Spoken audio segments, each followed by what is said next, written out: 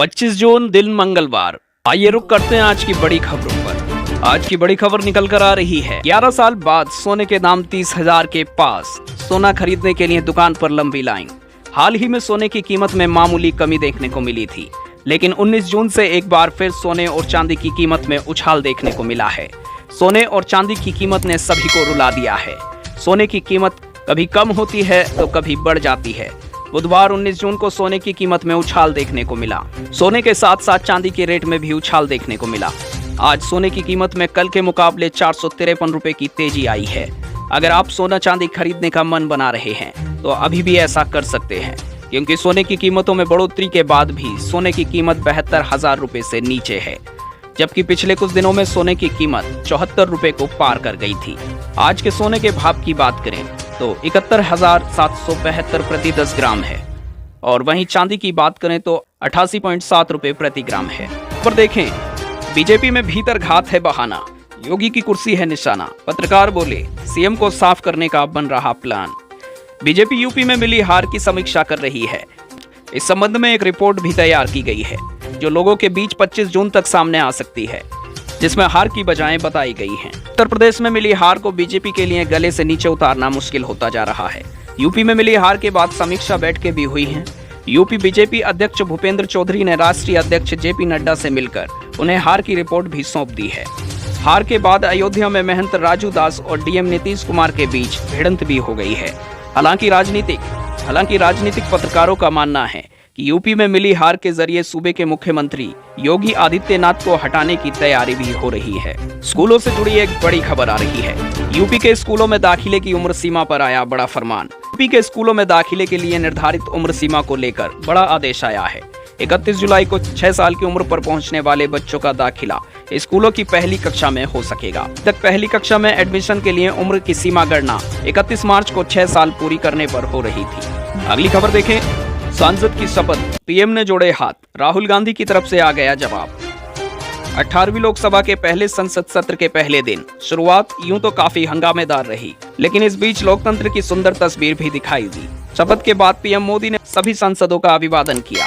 इस दौरान राहुल गांधी ने भी दोनों हाथों से पीएम का अभिवादन स्वीकार किया। लोकसभा में भारी हंगामे और प्रोटेम स्पीकर के विरोध के बीच एक स्वस्थ राजनीति की भी झलक दिखी।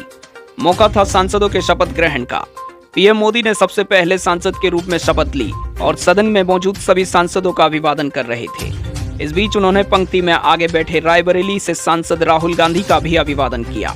राहुल भी कहां पीछे रहने वाले थे, उन्होंने भी अपनी सीट से मोदी का दोनों हाथ जोड़कर अभिवादन स्वीकार किया। सदन के अंदर से आई यह तस्वीर अब चर्चा का विषय बन गई है। तस्वीर में एक और चीज थी जिसे आप एक बार में ना देख पाए हो। राहुल गांधी जब मोदी का अभिवादन कर रहे थे तब उनके हाथ में संविधान की कॉपी भी थी। ये राहुल गांधी का मोदी को एक तरह से जवाब भी था। अगली खबर देखें, मुरादाबाद को विकसित करने के लिए योगी सरकार ने खींचा खाका। 7 साल में आर्थिक हब बनेगी पीतल नगरी। पीतल नगरी के नाम से मशहूर मुरादाबाद के लिए राज्य सरकार महायोजना 2031 लेकर आई है। इसके तहत शहर का विस्तार और विकास तो सुनिश्चित ही होगा, साथ ही इसे आर्थिक हब बनाया जाएगा। ओडीओपी में शामिल यहाँ के पीतल हैंडीक्राफ्ट और निर्यात उद्योग को भी बढ़ावा दिया जाएगा। सीएम योगी आदित्यनाथ की मंशा है कि मुरादाबाद को प्राइवेट इकोनॉमिक हब के रूप में विकसित किया जाए। इसी क्रम में औद्योगिक और लॉजिस्टिक पार्क के जरिए शहर के औद्योगिक विकास को गति देने की तैयारी है। यहाँ पीतल उद्योग से जुड़े आर्टिजन के लिए हस्तशिल्प ग्राम बनाने के साथ ही मेगा एमएसएमई पार्क के निर्माण का भी प्रस्ताव है। हाल ही में सीएम के सामने महायोजना का प्रस्तुतिकरण हुआ। महायोजना में मुरादाबाद की भावी जरूरतों की पूर्ति के लिए सुदृढ़ आर्थिक आधार का निर्माण, सामाजिक, सांस्कृतिक एवं भौतिक इंफ्रास्ट्रक्चर का विकास किया जाना है। एसईजेड को नगर के अंदर मौजूद औद्योगिक क्षेत्र से जोड़ने के लिए 36 मीटर चौड़े औद्योगिक गलियारे का भी विकास किया जाएगा। अगली खबर, आंगनबाड़ी प्री नर्सरी टीचर के कुल 6,297 पदों पर भर्ती के लिए सरकार ने जारी किया आदेश। हिमाचल प्रदेश की सरकार के माध्यम से 6,297 सरकारी विद्यालय में प्री नर्सरी टीचर भर्ती के लिए मंजूरी दे दी गई है। किसानों से जुड़ी एक बड़ी खबर आ रही है। सरकार का बड़ा तोहफा, किसानों का 2 लाख रुपए तक का कर्ज हुआ माफ। सरकार की तरफ से 2 लाख तक का कर्ज किसानों का माफ किया गया है। एक राज्य की सरकार ने प्रदेश के लिए सभी किसानों का 2 लाख तक का कर्ज माफ किया है। यहाँ पर चुनाव में सरकार की तरफ से वादा किया गया था कि उनकी सरकार बनने के बाद वह किसानों का कर्ज माफ करेंगे। अब उन किसानों का कर्ज माफ किया गया है। एक बड़ी खबर आ रही है। मुख्यमंत्री आवास योजना में सरकार ने किया बड़ा बदलाव। इन लोगों को भी मिलेगा लाभ। फॉर्म भरने की प्रक्रिया शुरू।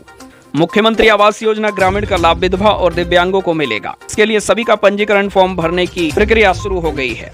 पंजीकरण के दौरान आवेदकों से शपथ पत्र भरवाया जाएगा। इसमें इस बात का जिक्र होगा कि मैंने आवास योजना का पहले से लाभ नहीं लिया है। पूर्व दिव्यांग, अग्नि पीड़ित, आश्रय विहीन आदि पात्रों को इस योजना का लाभ मिलता रहा है।